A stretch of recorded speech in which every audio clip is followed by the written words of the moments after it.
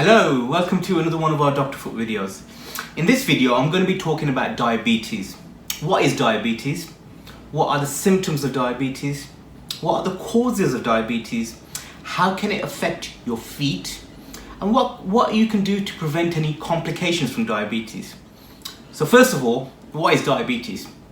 And when you eat food, proteins, fats, carbohydrates, they get broken down in your gut and in your stomach. The carbohydrates get broken down into glucose to give you energy. Now that glucose has to get into your cells. For it to get into your cells, your pancreas produces a hormone called insulin. Now if you think about insulin like a key, it has to attach to the cell and it has to allow the glucose to go in. If your body doesn't produce enough insulin because of your pancreas, or if it produces insulin but the insulin is unable to do what it's meant to do, you can get diabetes. That leads to higher blood glucose levels. Okay, in a nutshell, that's what diabetes is. It's a lot more complicated than that, but that's what it is in a nutshell. What are the symptoms of diabetes? Now, if you've got type 1 or type 2 diabetes, now let me explain what the difference is. If you've got type 1 diabetes, you're born with your pancreas not producing enough insulin, or the insulin is unable to open these cells. If you've got type 2 diabetes, you've developed this at a later stage in your life. The symptoms can be fatigue, you're going bathroom a lot, you're developing infections and you're not sure why, you're losing weight and you're not sure why, you're always tired, and there are other symptoms as well. But if you get a cut, you're not healing as well as you used to. It's taking a very long time. It can lead to blurred vision because it affects your eyes. It also affects your heart, it affects your blood vessels, so it can lead to other conditions such as heart conditions and even stroke in some people. How do you get it? Well, I break this down into modifiable factors, not modifiable factors, and the Pat Butcher effect, and I'll tell you about that in a minute. Non-modifiable factors. Now obviously if you're born with this and you've got type 1 diabetes, then there's not much you can do about it. You're using insulin from a very young age. But if you haven't been born with it, then other factors include being over 45. That can be a associated risk. Certain ethnicities such as South Asian, Afro-Caribbean, Chinese people, even if you're born in the UK, that can be a non-modifiable factor. If you have a family history of diabetes, if somebody else in your family has got it, then you're at a higher risk. If you develop gestational diabetes, that's when you're pregnant and you get diabetes while you're pregnant, but then after you've had the baby, you've still got diabetes. That's a non-modifiable factor. You can't really change that. Modifiable factors, I might have missed out a few, so if I have, I'm really sorry.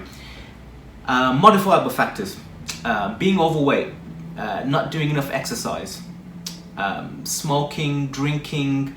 A lot of type 2 diabetes is related to lifestyle factors, the type of food that you're consuming. Then I also think about the Pat Butcher effect. Now, Pat Butcher was a character from the EastEnders TV program, and when I used to think about Pat Butcher, I used to always think she would be a classic diabetic patient. So she was always drinking, she was always smoking, and she was always stressed. So is that those three things are also factors that can lead or can be a contributing factor to being a diabetic. Okay, so how does it affect you? Now I did mention earlier it affects your eyes, it can affect your blood vessels. Now with the blood vessels, it affects the blood supply to the nerves, which means that your feet can have reduced sensation.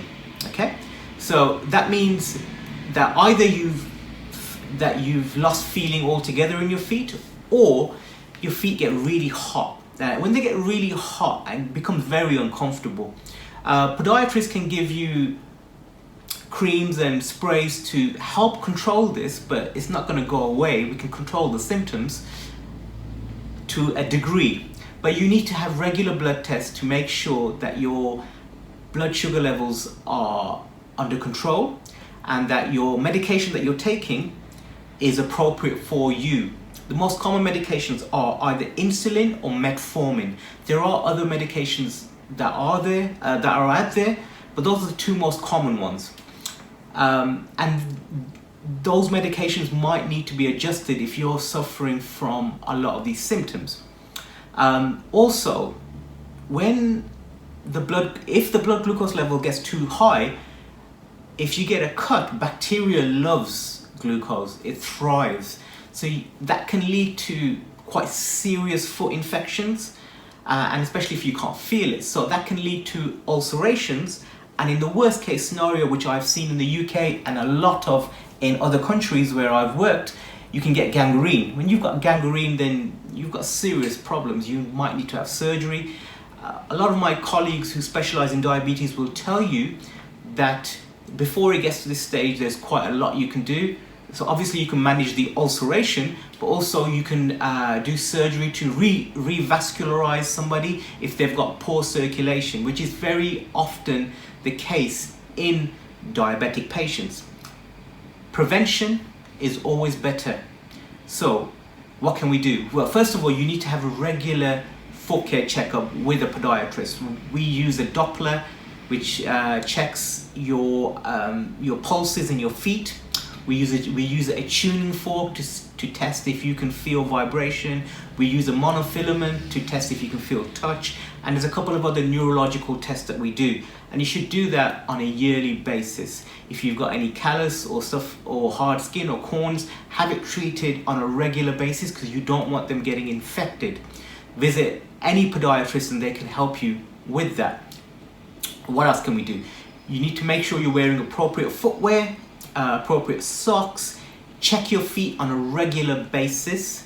Don't wear flip-flops, because if you do get a cut or anything like that, it will take a longer time to heal. So you need to be cautious about that.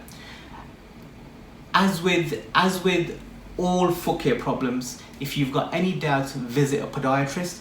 This is a vast subject, and I probably haven't done it justice, and if I haven't, I do apologize. It's a vast subject and it needs various videos, and probably there are some of my colleagues who specialize in diabetic foot care who could make further videos to give you some further knowledge. But for me, the takeaway message is, if you've got diabetes, take your foot care very seriously. Visit a podiatrist on a regular basis and have regular foot checkups to make sure that your feet are okay, your circulation and your nerves are fine. Thank you for listening, and I shall speak to you soon. Take care. Bye.